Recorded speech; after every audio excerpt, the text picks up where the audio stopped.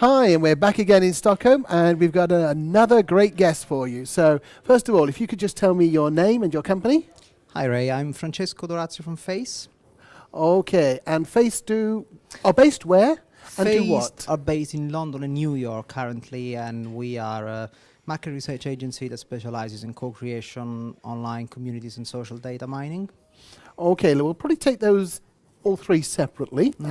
Co-creation, what is specializing in co-creation in market research? Well, that's how we really started the company a few years ago now, and the idea was to move away from the kind of like concept of working with respondents and asking questions to respondents and actually involving them in co-designing the products and co-crafting the insights that we were trying to mine of an audience. So co-creation is more of a framework rather than a kind of like workshop-based methodology that we use to approach any research project that we get involved.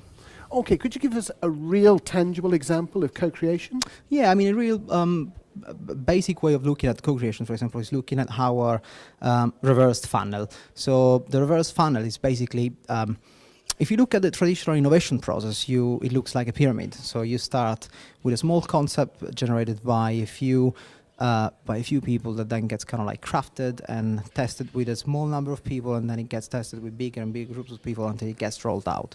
Now, we have inverted that process from the research and innovation point of view, and we start looking at really broadly around the topics that we need to investigate, and we do that using social data and social media mining. So, for example, we look at mining vast amounts of conversations around a specific topic, and we use the insights to craft platforms that we then take into an online community that is the brand's online community. So we're going from the kind of like general crowd to the brand's crowd, and then we use those online communities to explore in more detail those categories and those creative platforms, and we give audiences tasks and missions and games that they have to play around those platforms, and then the outputs of that online community is used in co-creation type of workshops where you basically have 1 to 2 days of collaborations around those concepts to generate initial propositions, and then we go out again into a validation phase. So it looks like a timekeeper more than just an inverted funnel. So it starts broad, gets kind of like funneled down until you get very, very specific and relevant to your audience, and then it gets out again for validation. So the interesting point for me about that is that you get validation all the way down through the different stages. So you always stay true to your audience, and you're not delegating the innovation process or the insights generation process, but you use your audience constantly as a sounding board to basically co-interpret and co-design what you're doing. So I said a moment ago that we'll take co-creation and social media monitoring, mining, listening, and communities separately. But in fact, for you, they're all part of one process. Well, it can be. I mean, ideally, they are all part of one process, because there's no point in having separate departments looking at things in a different way, in separate ways, because at the end of the day, we are human beings that do all of them. So we join online communities, we talk about brands, we share contents online, and we are good at generating ideas in a face-to-face way. So why should we mine audiences and look at the research process in kind of like silos, basically? Why do we have to separate it that way? Ideally, I mean, and this is up for debate, but and there's debate internally as well in the company, but social media per se, I think, is going to be more and more invisible, and it's going to be just a layer that is on top of everything we do. So I'll give you an example of this. Our online community platform, for example, allows you to plug into the user data any social data that the user is willing to import. So instead of asking someone like, what do you listen to in terms of music, the user can import his Spotify playlist or his Last.fm history. Obviously, that's just one part of his music behavior, but it's really difficult to, if you look at it in that way, to discern where social media starts and where online community starts. They're all kind of like merged into one holistic behavior, which is centered around the user. So if you're really looking at the user as the main kind of like starting point of the process, then you cannot separate the three elements. Now, co-creation, the classic argument against it, the one here is the Henry Ford, if I'd let the users co-create it, we'd have got a faster coach and horse instead of the car. Do you think that there is a problem with consumers being too in the box? Yeah, I mean, there is a problem with involving consumers in the wrong way. So delegating and handing over the process is completely pointless because we're not all equal. Like everybody plays a different role for different reasons and with different backgrounds and different and a different history. So if you involve people in the right way, you can get the most out of them, and they can be valuable to the process. But if you're just delegating, the process is obviously gonna be a car crash basically. So the typical, I think. It really depends on the brief. So, for example, if you have a incremental innovation brief, you involve consumers in a completely different way than if you have a breakthrough innovation brief.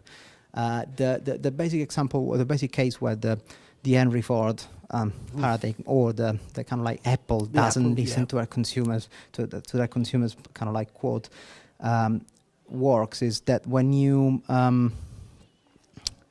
trying to come up with something that is kind of like out of this world, and therefore is a breakthrough, I think, and what we do is basically enabling people to do so. So creating an environment that allows them to make that leap of faith and start kind of like co-designing in a new space rather than kind of like trying to think of a breakthrough in their actual situation, which will basically drag them down. So we have to give them, when we do breakthrough innovation, a starting point, and we have to immerse them in a playground that is completely different from the playground they're used to.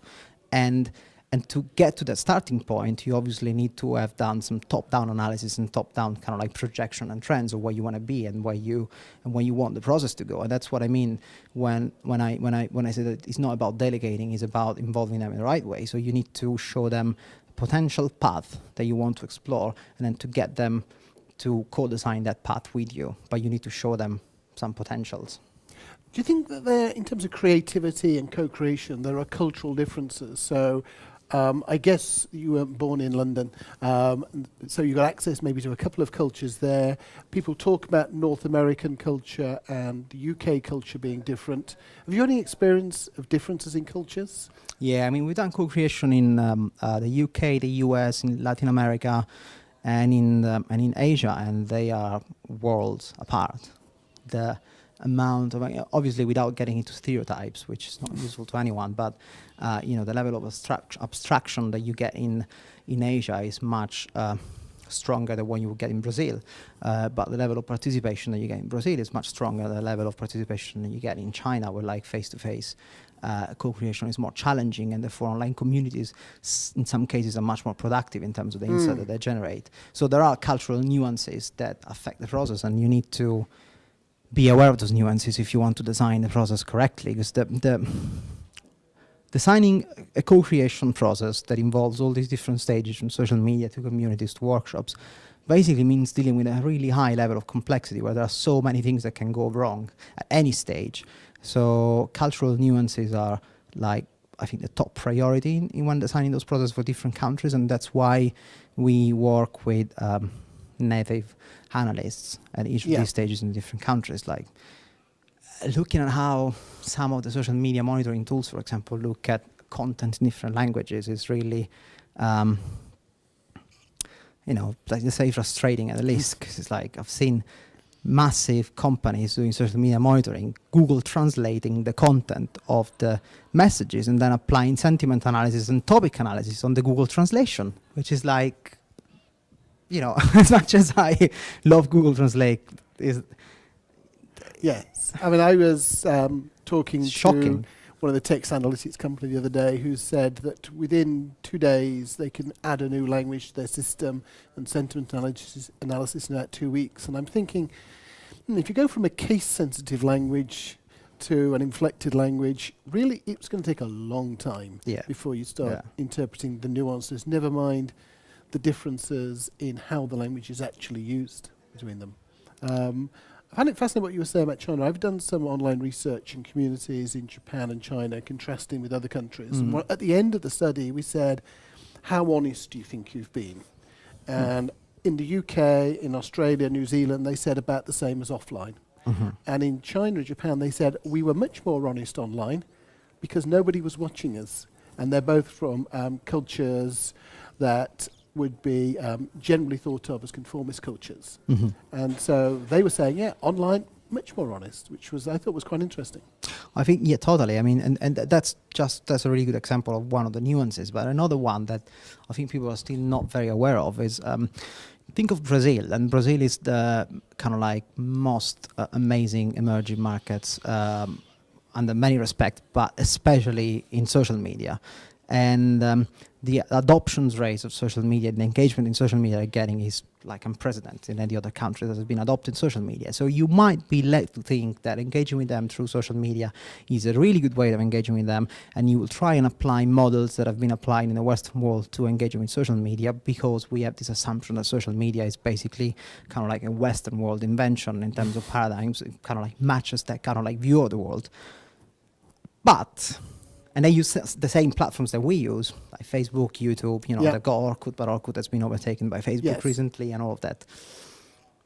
But there is a slight difference, which is that while in the rest of the world, in the rest of the Western world, social media has been adopted from the bottom up as a kind of like a restructure of the way society organizes itself and the way kind of like it gives power to specific classes of people.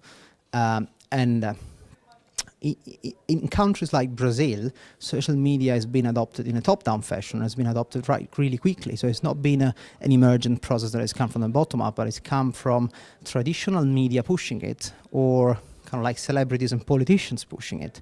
So it's a process that is very much driven by a kind of like vertical structure as opposed to an horizontal structure, which is what the kind of like all the theories in the 90s were excited about in the Western world. So the way people engage with social media is completely different, and the value that they attach to it is completely different to the value that we attach to it in Europe or in the States.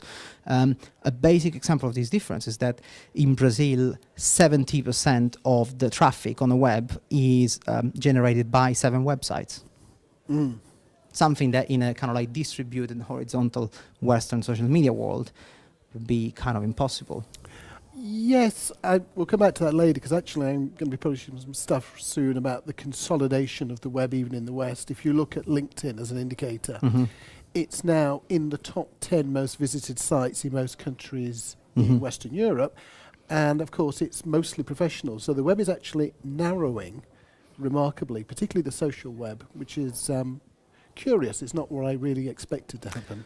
Well, I think it's a natural process of reducing complexity, and we're always looking at we go through culture is elastic, so we go through phases of expansion and complexification and phases of like contraction where we try and simplify things. And when the first news feeds were invented, and the idea that you can kind of like channel down disparate streams of content through one interface that will allow you to access that content from multiple sources, you're exactly looking at the personalization of those channels and the reduction of complexity in order to be able to understand that ecosystem. And that's what people do with RSS feeds, what people do with Facebook news feeds, what people do with Twitter.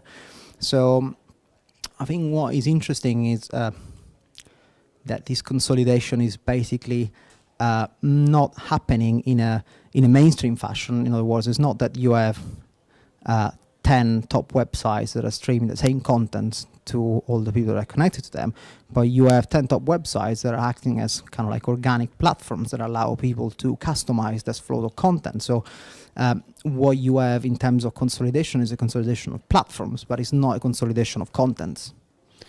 Yeah, I just want to bounce one idea off you, and then we better move on to the next topic and the next speaker. But lots of fantastic platforms are coming out of North America, software systems, collaborative systems. But out of London are coming lots and lots of hot agencies, lots of innovation, Spring, Face, Brain Juicer, Truth, a variety of different, most of them only the size to be boutique on a global scale. Why do you think London is currently hot? Is it luck, or is there something that's happening there? I think we're getting to a stage where sophistication and design understanding really matters in terms of understanding the nuances and getting the nuances right. And when you start looking at the products that come out of Europe and the products that come out of the US, obviously there is a tension there in those terms. And Bruce Sterling in the final keynote of South by Southwest just a couple of days ago, not just yesterday actually, mentioned that the Center for Excellence in terms of interaction design is London. It's not in the US, and yet the US is much better at scaling. Yeah. And that's the power of the kind of like a mono language market and a kind of like more unified ecosystem where you can push things through in a much more kind of like organic way than you can in Europe when you have different languages, multiple platforms, that you have to adopt multiple legislations and regulation systems.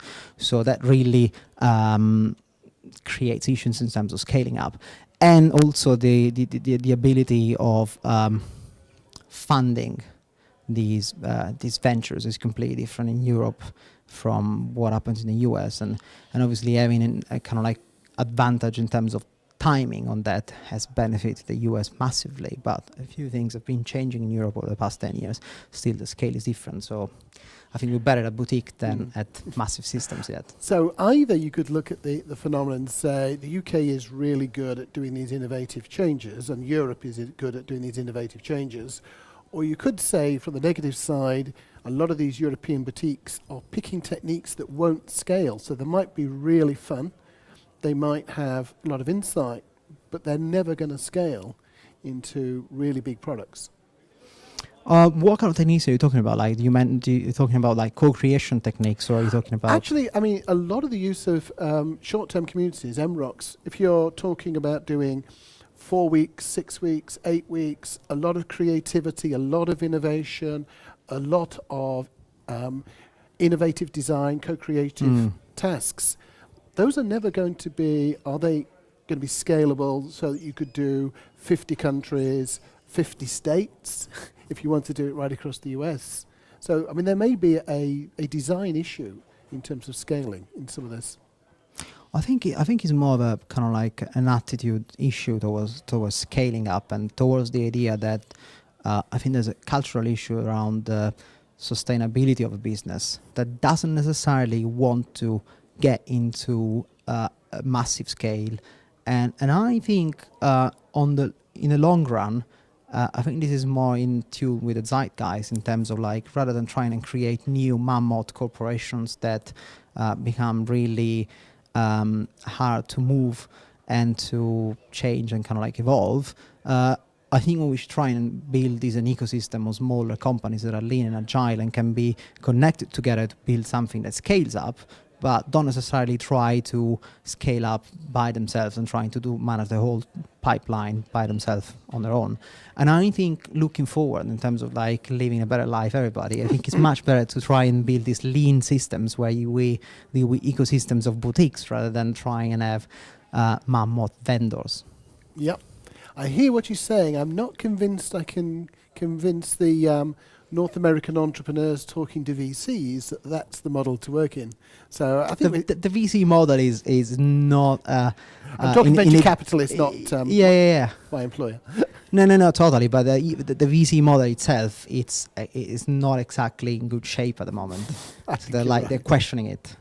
Well, that's been really wide-ranging. So thank you very much. Thank